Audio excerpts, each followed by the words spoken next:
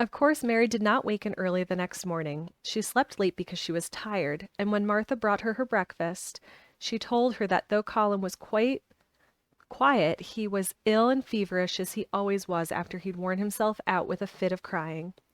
Mary ate her breakfast slowly as she listened. He says he wishes thou would please go and see him as soon as thou can, Martha said. It's queer what a fancy he's took to thee. Thou did give him last night for sure. Ah, didn't thou? Nobody else would have dared to do it, eh? Poor lad, he's been spoiled till salt won't save him. Mother says as the two worst things as can happen to a child is never to have his own way, or always to have it. She doesn't know which is the worst. Thou was in a fine temper thyself, too. But he says to me when I went into his room, please ask Miss Mary if she'll please come and talk to me. Think o' him saying please, will you go, miss? I'll run and see Dickon first, said Mary. No, I'll go and see Colin first and tell him. I know what I'll tell him, with a sudden inspiration. She had her hat on when she appeared in Colin's room, and for a second he looked disappointed. He was in bed. His face was pitifully white, and there were dark circles round his eyes. I'm glad you came, he said. My head aches, and I ache all over because I'm so tired. Are you going somewhere? Mary went and leaned against his bed. I won't be long, she said. I'm going to Dickon. But I'll come back. Colin, it's something about the garden. His whole face brightened, and a little color came into it. Oh, is it? He cried out. I dreamed about it all night. I heard you say something about gray changing into green, and I dreamed I was standing in a place all filled with trembling little green leaves, and there were birds on nests everywhere, and they looked so soft and still. I'll lie and think about it until you come back. In 5 minutes Mary was with Dickon in their garden. The fox and the crow were with him again, and this time he had brought 2 tame squirrels. I came on the pony this morning, he said. He is a good little chap, Jump is. I brought these 2 in my pocket. This here one, he's called Nut, and this here other one's called Shell.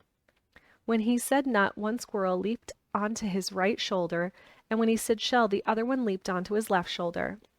When they sat down on the grass with Captain curled at his feet, Soot solemnly listening on a tree, and Nut and Shell nosing about close to them, it seemed to Mary that it would be scarcely bearable to leave such delightfulness.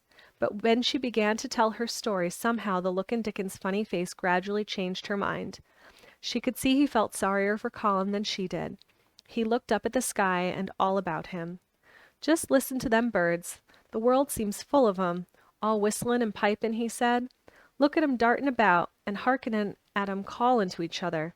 Come springtime seems like as if all the world's callin'. The leaves is uncurlin' so you can see 'em, and my word, this nice smells there is about, sniffing with his happy turned-up nose. And that poor lad lyin' shut up and seein' so little that he gets to thinkin' of things as sets him screamin'. My, we mun get him out here. We mun get him watchin' and listenin' and sniffin' up the air, and get him just soaked through with sunshine. And we mun not lose no time about it. When he was very much interested, he often spoke quite broad Yorkshire, though at other times he tried to modify his dialect so that Mary could better understand. But she loved his broad Yorkshire, and had in fact been trying to learn to speak it herself. So she spoke a little now. Aye, that we mun, she said, which meant, yes, indeed, we must. I'll tell thee what us'll do first, she proceeded, and Dickon grinned, because when the little wench tried to twist her tongue into speaking Yorkshire, it amused him very much. He's took a greatly fancy to thee. He wants to see thee, and he wants to see Soot and Captain. When I go back to the house to talk to him, I'll ask him if thou canna come and see him tomorrow mornin', and bring the creatures with thee. And then, in a bit, when there's more leaves out, and happen a bud or 2, we'll get him to come, and thou shalt push him in his chair, and we'll bring him here to show him everything. When she stopped, she was quite proud of herself. She had never made a long speech in Yorkshire before, and she had remembered very well. Thou mun talk a bit o' Yorkshire like that to Mr. Colin, Dickon chuckled. Thou'll make him laugh, and they're now as good for ill folk as laughin' is. Mother says she believes a half an hour's good laugh every morning 'ud cure a chap as was makin' ready for typhus fever. I'm going to talk Yorkshire to him this very day, said Mary, chuckling to herself. The garden had reached the time when every day and every night it seemed as if magicians were passing through it, drawing loveliness out of the earth and the boughs with wands. It was hard to go away and leave it all, particularly as Nut had actually crept onto her dress, and Shell had scrambled down the trunk of the apple tree they sat under, and stayed there looking at her with inquiring eyes. But she went back to the house, and when she sat down close to Colin's bed, he began to sniff as Dickon did, though not in such an experienced way. "You smell like flowers and fresh things," he cried out joyously. "What is it you smell of? It's cool and warm and sweet all at the same time." "It's the wind from the moor," said Mary. "It comes a sittin' on the grass under a tree with Dickon and with Cap'n and Soot and Nut and Shell. It's the springtime and out of doors and sunshine as smells so greatly." She said it as broadly as she could, and you do not know how broadly Yorkshire sounds until you've heard someone speak it. Colin began to laugh. "What are you doing?" he said. "I've never heard you talk like that before. How funny it sounds." "I'm giving thee a bit of Yorkshire," answered Mary triumphantly. "I canna talk as greatly as Dickon and Martha can, but thou sees I can shape a bit. Does thou understand a bit of Yorkshire when thou hears it? And thou a Yorkshire lad thyself, bred and born. Aye, I wonder thou'rt not ashamed of thy face." And then she began to laugh too, and they both laughed until they could not stop themselves, and they laughed until the room echoed, and Mrs. Medlock, opening the door to come in, drew back into the corridor and stood listening amazed. "Well, upon my word," she said, speaking rather broad Yorkshire herself, because there is no one to hear her, and she was so astonished. "Whoever heard the like? Whoever on earth would have thought it?" There was so much to talk about. It seemed as if Colin could never hear enough of Dickon and Captain and Soot and Nut and Shell and the pony whose name was Jump. Mary had run around into the wood with Dickon to see Jump. He was a tiny little shaggy moor pony with thick locks hanging over his eyes and with a pretty face and a nuzzling velvet nose. He was rather thin, with living on moor grass, but he was as tough and wiry as if the muscle in his little legs had been made of steel springs. He had lifted his head and whinnied softly the moment he saw Dickon, and he had trotted up to him and put his head across his shoulder, and then Dickon had talked into his ear, and Jump had talked back in odd little whinnies and puffs and snorts. Dickon had made him give Mary his small front hoof and kiss her on the cheek with his velvet muzzle. "Does he really understand everything Dickon says?" Colin asked. "It seems as if he does," answered Mary. "Dickon says anything will understand if you're friends with it for sure, but you have to be friends for sure." Colin lay quiet a little while, and his strange gray eyes seemed to be staring at the wall, but Mary saw he was thinking. "I wish I was friends with things," he said at last. "But I'm not. I've never had anything to be friends with, and I can't bear people." "Can't you bear me?" asked Mary. "Yes, I can," he answered. "It's funny, but I even like you." "Ben Weatherstaff said I was like him," said Mary. "He said he'd warrant we'd both got the same nasty tempers. I think you are like him, too.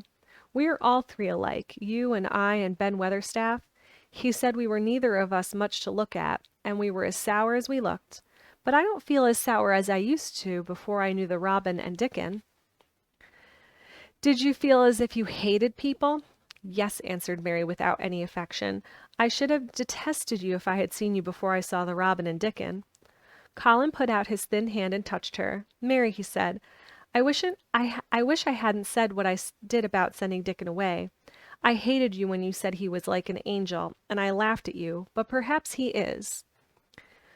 "Well, it is rather funny to say it," she admitted frankly, "but his nose does turn up, and he has a big mouth, and his clothes have patches all over them, and he talks broad Yorkshire, but if an angel did come to Yorkshire and live on the moor, if there was a Yorkshire angel, I believe he'd understand the green things, and know how to make them grow, and he would know how to talk to the wild creatures as Dickon does, and they know he was friends for sure."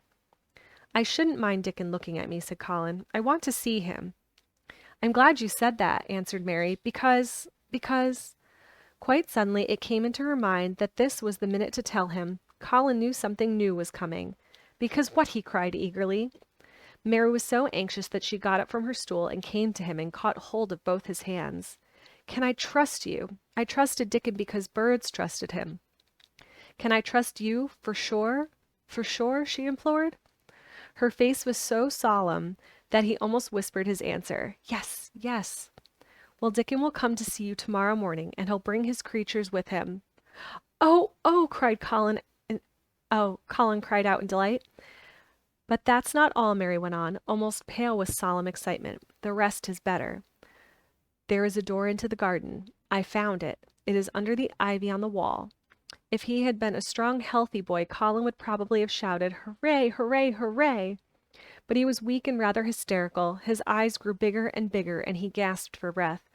"Oh, Mary," he cried out with a half sob, "shall I see it? Shall I get into it? Shall I live to get into it?" And he clutched her hands and dragged her towards him. "Of course you'll see it," snapped Mary indignantly, "and of course you'll live to get into it. Don't be silly." And she was so unhysterical and natural and childish that she brought him to his senses, and he began to laugh at himself. And a few minutes afterward, she was sitting on her stool again, telling him, not what she imagined the secret garden to be like, but what it really was. And Colin's aches and tiredness were forgotten, and he was listening enraptured. "It is just what you thought it would be," he said at last. "It sounds just as if you had really seen it. You know, I said that when you first told me." Mary hesitated about 2 minutes and then boldly spoke the truth. "I had seen it, and I had been in," she said. "I found the key and got in weeks ago. But I daren't tell you. I daren't because I was so afraid. I couldn't trust you for sure."